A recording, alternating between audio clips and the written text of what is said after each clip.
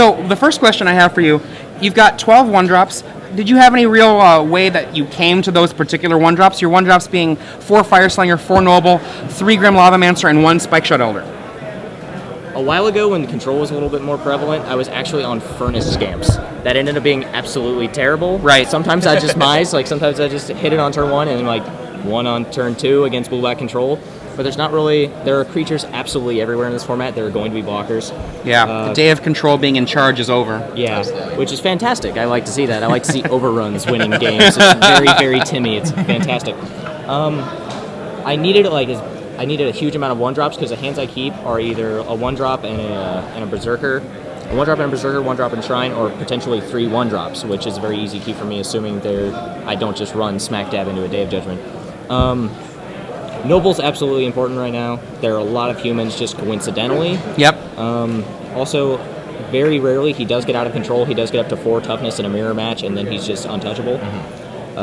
Spike Shot Elder, I actually went the entirety. There's just 1 Spike Shot Elder, just because I wanted 12 to be the number. I went the entirety of yesterday, all throughout Swiss, without activating Spike Shot Elder once. right. But you did activate it in the top 8. I did activate it to kill the blocker and get through. It ended up being incredibly relevant. Yeah, in my experience, I like 1 Spike Shot Elder because if you ever draw 2, you just want to strangle yourself. Yeah, they're a mana sink, and they're not something I want to see a lot of. I was in a position where I need my 1-drop to be something that I wouldn't mind just seeing late game. If somehow miraculously I'm on 21 lands, I see 6 lands, 7 lands, I don't mind top taking a Spike Shot Elder because he'll turn into a shock at the end of every turn. Yeah. Okay, so your sideboard is 4 Dismember, 4 Volshock Refugee, 2 Traitorous Blood, 2 Ancient Grudge, 2 Hero of Oxidridge, and 1 Arc Trail. Yes. How did your sideboard work out? Were there any cards you'd like to change if you were to play this event again? 1 Dismember can definitely be cut. I was expecting a little bit more in the way, maybe some Mono Black Infect matchups. I didn't see any of those today or yesterday. Yes, cut your Dismembers. You've been talking about that all week. That Dismember could probably stand to be a Traitorous Blood. I managed to dodge Wolf Run for the most of it. Wolf Run's not a very good matchup for me. I die very, very hard to Slagstorm. So I would have loved to have seen an extra Traitorous Blood against those Inferno Titans, which is just fantastic. Absolutely. Killing them with their own Inferno Titan is one of my favorite things to do. That's really it. 4 Volshock Refugees ends up being absolutely crucial. Although I did win a mirror match yesterday, wherein they had a turn 2 Shrine, a turn 3 Refugee, and a turn 4 Refugee. How did you beat that? Berserker and Volt Charges. There we go, Volt Charge, and just building up your Berserker to something crazy. That's definitely an interesting card in your deck that isn't necessarily standard in Mono Red. A lot of Mono Red decks have Brimstone Volley in that spot. So what are your thoughts on that comparison? That's actually where I started. I've been playing just exclusively Mono Red forever. Okay. I started with Brimstone Volley. And then I saw a couple instances where, maybe it wasn't so live. Maybe at the end of turn, if they don't do anything, me Volt Charging them is a lot better than me Brimstone Volleying them. I can accept that. I can proliferate a couple things. Volt Charge also gives me just a lighter array of options. I can do a little bit of combat tricks. Recently on Friday Night Magic, I had somebody block. They tapped out for a Thrun and they offered to block with a 4/4 Noble. They tapped out with a Thrun and they offered to block my 4/4 Noble and trade, and I Volt Charged them, made my guy 5/5. The interaction, having all 3 of Noble and Berserker and Shrine gives you a lot of proliferate tricks. And you guys saw that. I didn't have to I was triple blocked by Spirits with my Berserker, and I didn't have to. I mentioned that it was amazing. You were instead of having to kill one of the blockers, you could kill another creature and still keep your Berserker alive. It was a big deal. And if that's all they have, I free them. I free them and have my guy it's a big deal. So in game 1, when you were down game 1, that must have been just a really scary moment. That looked bad for me. It really did. Let's see, we have his list here? We do, yeah. Hero of Bladehold is so bad for me. We expected the 4 timely reinforcements in his sideboard to be pretty bad for you too, but if I had seen maybe a little bit more action out of the timely reinforcements than I actually did, he just ended up being aggressive enough that our life totals weren't that far apart a lot of the time.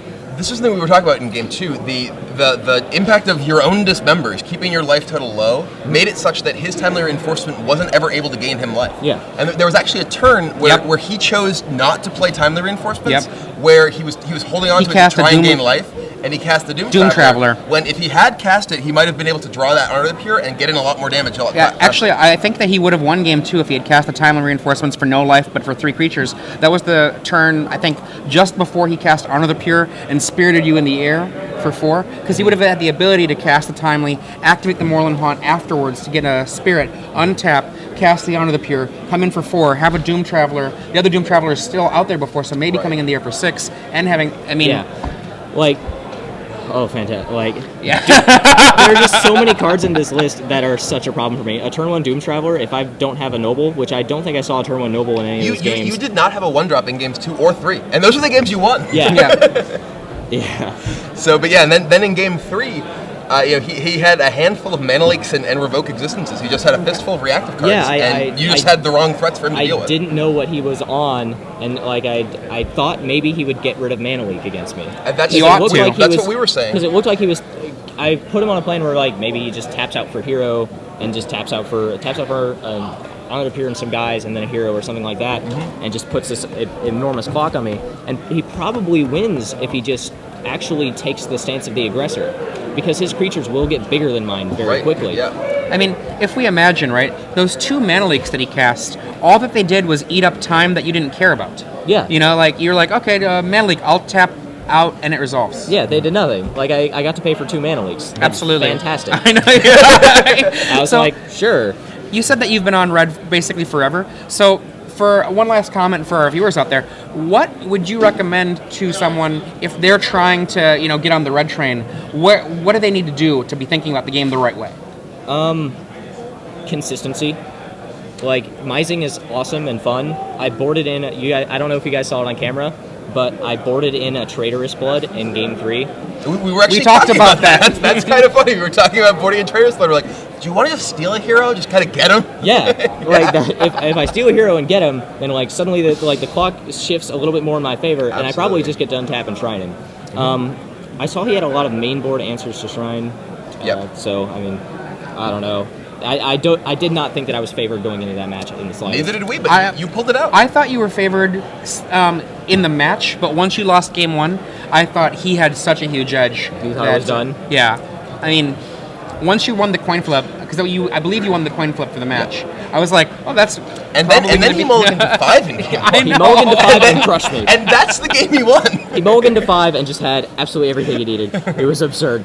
This is a lesson, too, for everyone at home. Like, here he is, his opponent, Ryan Waller, mulligans to 5 and wins. So if you're at 6 cards, if your hand's not great, go to 5. Yep. You know, like... Like, we both mulliganed to 5. I mulliganed to 5 in game 3, didn't I? What game did I mulligan in? I mulliganed down to... I think you mulliganed to 6 in game 2. Okay. Yeah. I did mulligan... I'm fairly certain I mulliganed in 3. Maybe it was game 3. Game 3? Yeah. I don't know if you guys saw my opener, but I got a lot of questions on my opener in game 3. Okay. My opening hand in game 3 had a Spike Shot Elder, a Galvanic Blast, Incinerate, Chandra's Phoenix, and like 3 lands. That's great, actually. And I put it away. Okay. That's a great hand. I put it away because I see myself winning that game off the back of Berserker and Shrine. Okay. Sure. Like, I'm actually just not going to be doing anything for the first several turns. And if he goes turn 1 Doom Traveler, turn 2 Honor the Pure, I'm in trouble. That's fair. That's totally fair.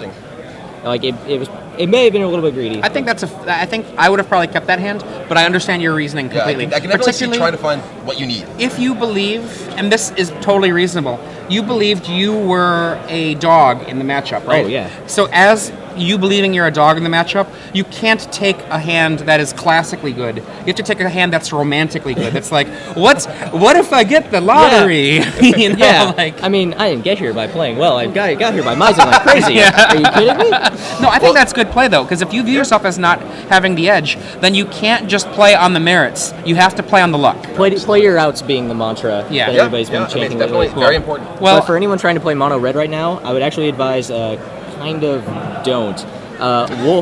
Wolf Run is your worst matchup, I would think. They've now started running Glimmer Post, which is hilarious. Yeah, some Glimmer Posts out there, those are brutal. It's like, I'll go get a bunch of blood. That's not everywhere right now. Sure. It will be tomorrow. It will be maybe. This we'll see. I mean, in particular with Mono Red winning this tournament, this is a big one. You may have shifted. Sorry, other Mono Red players. Yeah, you won the biggest standard event in a while. So yeah, how many players do we have? 577. Yeah. That is quite a few. It's a lot more than 20. That's as high as I can count. There we go. Congratulations, Denny. Congratulations again. Fantastic. Very well done. Thank you.